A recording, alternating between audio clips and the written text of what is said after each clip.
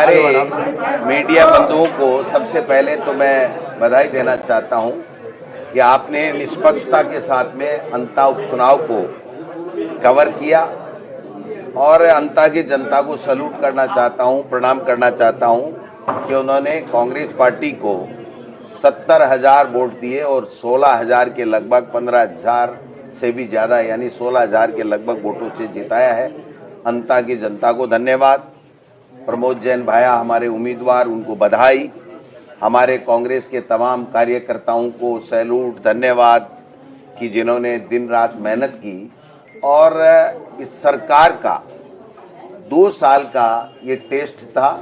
इस टेस्ट में सरकार फेल हो गई। बीजेपी का जो उम्मीदवार था, मुख्यमंत्री 2 बार गए, पूर्व मुख्यमंत्री जी भी वहां काफी दिन तक बैठी रही। बीजेपी ने धनबल का प्रयोग भी किया, अपनी मशीनरी का दुरुपयोग भी किया, लेकिन शुरू से लेकर आखिरी तक बीजेपी पिछड़ती रही और मात्र 100-125 वोटों से उन्होंने अपनी इज्जत बचाई है, वरना तो वो तीसरे नंबर चली जाती। ऐसे में ये प्रमाणित हो गया है कि राजस्थान की जनता इन पर्चियों से अपने आप को ठगा महसूस कर रही है। इनकी कोई योजनाएं नहीं है, इनका कोई धरातल पे काम नहीं है, जनता इनसे नाखुश है। और ये प्री टेस्ट था इस 2028 का और इसके अंदर अंता की जनता ने ये साबित कर दिया कि हम कांग्रेस सरकार की जो योजनाएं थी वो अच्छी थी। भारतीय जनता पार्टी ने 2 साल में आपसी लड़ाई, दिल्ली की हाजिरी, पर्चियों में दम नहीं, ब्यूरोक्रेसी का भ्रष्टाचार, बीजेपी का भ्रष्टाचार, गुजरात मॉडल, गुजरात के लोग यहाँ जो काम कर रहे हैं और सारे के सारे ठेके औने पौने दामों में लेकर के और भ्रष्टाचार की चांदी कूट रहे हैं, उन सब चीजों के ऊपर अंता की जनता ने मोहर लगा दी है कि ये लोग बाग झूठ बोल सकते हैं, बरगला सकते हैं, भ्रमित कर सकते हैं, लेकिन जनता की सेवा नहीं कर सकते हैं। तो कांग्रेस पार्टी के तमाम कार्यकर्ताओं, नेताओं को, जूली साहब मेरे साथ में हैं, आज तमाम लोगों को प्रदेश कांग्रेस कमेटी के अध्यक्ष के नाते मैं धन्यवाद देना चाहता हूं। मेरी अभी हमारे प्रभारी सुखजिंदर रंधावा साहब से बात हुई है, उनको भी हमने बधाई दी है। उनका भी मार्गदर्शन इस उपचुनाव के अंदर बहुत महत्वपूर्ण रहा था। हमारे तमाम सीनियर लीडर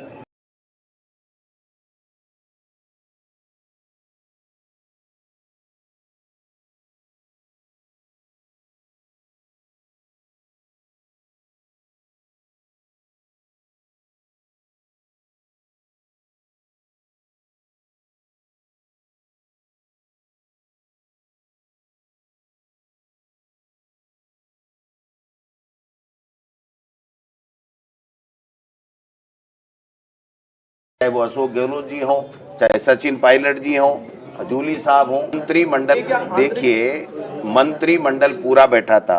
मुख्यमंत्री 2 बार चला गया, पूर्व मुख्यमंत्री वहां बैठी थी, धनबल का भी प्रयोग किया गया, मशीनरी का बैठी थी, धनबल का भी प्रयोग किया गया, मशीनरी का भी दुरुपयोग किया गया, मशीनरी का भी दुरुपयोग किया गया। लेकिन मैं समझता हूं कि कांग्रेस के कार्यकर्ताओं ने बहुत धैर्य रखा और मीडिया का विशेष रूप से मैं धन्यवाद देना चाहूंगा कि उन्होंने अपनी पारदर्शिता के साथ में, ईमानदारी के साथ में जो वहां घटना घट रही थी उसको राजस्थान की जनता को और अंता के लोगों को दिखाने का काम किया। उससे हम लोग हमारी बात को अच्छी तरीके से रख पाए, हमारी बात को जनता के अंतिम छोर में बैठे हुए व्यक्तियों तक पहुंचा पाए। और निश्चित रूप से देखिए, अब सीएसी नहीं बदला है, बड़ी पर्ची भी बदलेगी, कई पर्चियां भी बदलेगी। और मैं तो चाहता हूं कि जब जनादेश मिला है तो 5 साल ये राज करें, लेकिन जो स्थितियां बन रही हैं उसमें हो सकता है कि आपसी फूट की वजह से ये इनका बीजेपी का जो ढांचा है, सरकार है, वो कहीं चरमरा के गिर नहीं जाए। ये भी हम सब लोगों को सोचना पड़ेगा, क्योंकि राजस्थान में जिस प्रकार से वहां मंत्रियों को कोई पूछ नहीं रहा था, 2 आदमी इनके मंत्रियों को आ नहीं रहे थे। जो 9 तारीख को 6 बजे प्रचार खत्म हुआ, हम सब लोग आ गए, लेकिन पूरा मंत्रिमंडल वहां कोटा में बैठा रहा, वहां पर पैसे बांटता रहा, सत्ता का दुरुपयोग करता रहा। लेकिन जनता माई बाप होती है और जनता ने दिखा दिया कि हमारे लिए कोई मायना नहीं रखता। ये जो पर्चियां निकली, इसके लिए हमने वोट नहीं दिया था। हमने हमारे कल्याण के लिए, हमारी अच्छी योजनाओं के लिए, गरीब के उत्थान के लिए, बच्चों की पढ़ाई के लिए बेरोजगारों की नौकरी के लिए, किसानों की आमदनी कैसे बढ़े, वो कैसे खुशहाल रहे, इसके लिए वोट दिया था। इसका कोई 2 साल तक कोई काम हुआ नहीं, इसलिए पूरी तरीके से ये पर्ची सरकार फेल हुई है और बीजेपी की जो फूट थी वो उजागर हो गई है। और 120 मायना क्या रखता है, वरना तो इतनी फजीयत होती कि ये कैसे बैठते, कैसे ये सरकार चलाते, मेरे समझ से भरे है। एक निर्दलीय ने इनको पीट दिया, इससे ज्यादा इनकी दुर्गति कोई हो नहीं सकती। मैं तो मेरे कांग्रेस कार्यकर्ता जो हमारे राहुल गांधी जी और खड़गे साहब की नीतियों को, कांग्रेस पार्टी की नीतियों को जन जन तक पहुंचाने में कामयाब रहे। हमारे पूर्व सरकार की योजनाओं को, जो अच्छी योजनाएं थी उनके बारे में लोगों तक पहुंचाने में हम लोग कामयाब रहे। 6 दिन तक जूली साहब एक एक गांव ढाणी ढाणी गए। हम लोगों ने जितनी मेहनत कर सकते थे किया, लेकिन अंततः वोट अंता की जनता का था, उन्होंने फैसला कर दिया। इस माहौल में इस तरीके से बीजेपी सत्ता का दुरुपयोग करे, मुख्यमंत्री 2 बार जाए और वहां जाकर के अनर्गल भाषण दे, और कई और नेता भी गए, वो सब जाने के बाद में जो दुष्प्रचार उनको करना था, जितना प्रक्षेपण उन्होंने कांग्रेस प्रत्याशी और कांग्रेस पार्टी का खराब करने की चेष्टा की, उतना ही वोट हमारा प्रतिशत बढ़ा और जनता में आक्रोश आया कि जो समाज सेवी व्यक्ति है प्रमोद जैन भाया, उसको ये लोग बदनाम कर रहे हैं। जो व्यक्ति सबके बीच में सहज सुलभ है और सबके लिए काम करता है, उसके लिए इस तरीके की जो दुर्भावना पूर्वक अपनी राजनीतिक रोटियां सेकने के लिए ये लोग बात कर रहे हैं। अब मैं समझता हूं कि शायद बीजेपी को अकल आएगी और दोबारा कोई अपने धनबल से दूसरा डमी कैंडिडेट ला करके अपनी ही पैरों पे कुल्हाड़ी मारने का काम नहीं करेगी। बाकी उनका अपना विवेक है, वो क्या करेंगे। लेकिन राजस्थान की अंता की जनता ने ये साबित कर दिया कि हमें काम चाहिए, हमें विकास चाहिए, हमें लोगों का कल्याण चाहिए, हमें शांति चाहिए, हमें यहाँ पर गुंडागर्दी बदमाशी ये नहीं चाहिए।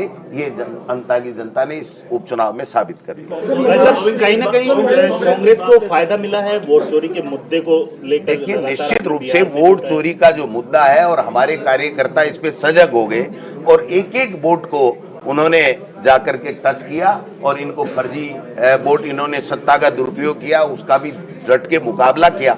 वरना हमारी जीत जाती 25,000 के लगभग अगर ये पैसे नहीं बांटते और ये सत्ता का दुरुपयोग नहीं करते। मंत्रिमंडल पूरा पड़ा रहा, लेकिन मुझे तो आश्चर्य हो रहा है उन मंत्रियों ने भाषण क्या दिया होगा, जनता को क्या कहा होगा कि हमने 2 साल क्या किया। मुख्यमंत्री ऊपर रैली के अंदर, रोड शो के अंदर नोट कर रहे हैं क्या क्या काम कराने हैं। तो भाई 2 साल तक क्या आप भजन ही गाते रहे, आपने काम नहीं किया।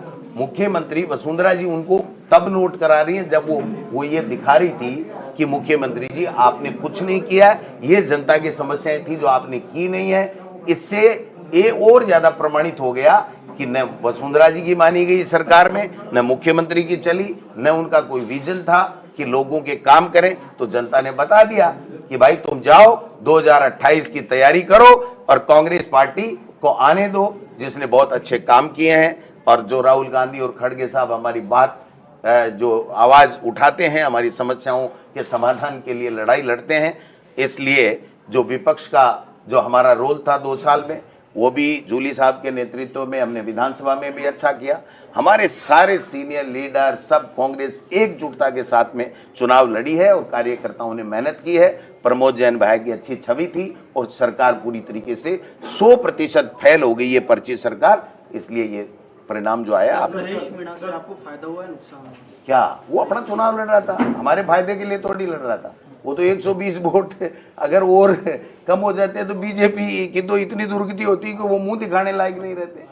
के साथ में हनुमान बेनीवाल और राजेंद्र गुड्डा और आम आदमी पार्टी वो तो सब जगह ही जाते हैं, जाएंगे, उनका भी अधिकार है जाने का, भाषण देने का।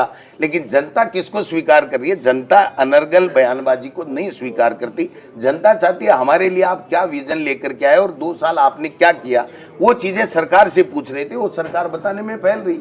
साहब मौर्य बोला है कांग्रेस की जीत है, लेकिन हार आप किसको मानते हैं, वसुंधरा राजे की या मुख्यमंत्री? इस पर्ची सरकार की फेलियर, उसकी गलत नीतियां, जन विरोधी नीतियां, हमारी अच्छी नीतियों को उन्होंने खत्म किया या कमजोर किया। तो जनता में आक्रोश था कि ये 5 साल तक जो अच्छे योजनाएं लेकर के कांग्रेस की सरकार लेकर के आई थी, इन्होंने 2 साल में कुछ भी नहीं किया, झूठे भाषण दिए, झूठे आश्वासन दिए, आपस में लड़ते रहे। मैं मुख्यमंत्री बनूं, आज हटूं, कल हटूं, तीसरे चौथे दिन तो हेलीकॉप्टर लेकर के और मुख्यमंत्री दिल्ली चले जाते हैं, तो काम कब करेंगे? तो ये सारी चीज और जो बोला जाता है उस मोड़ को बीच में लाया जाता है, उसके लिए क्या होगा? कोई बात गोविंद जी, जिस तरह से बीजेपी ने आरोप लगाए थे प्रमोद जैन भैया पे कि भाटा खा गया, ये खा गया, तो क्या बहुत बड़ा तमाचा? 100% तमाचा नहीं, डबल तमाचा। एक थप्पड़ से दोनों गाल लाल कर दिए इनके।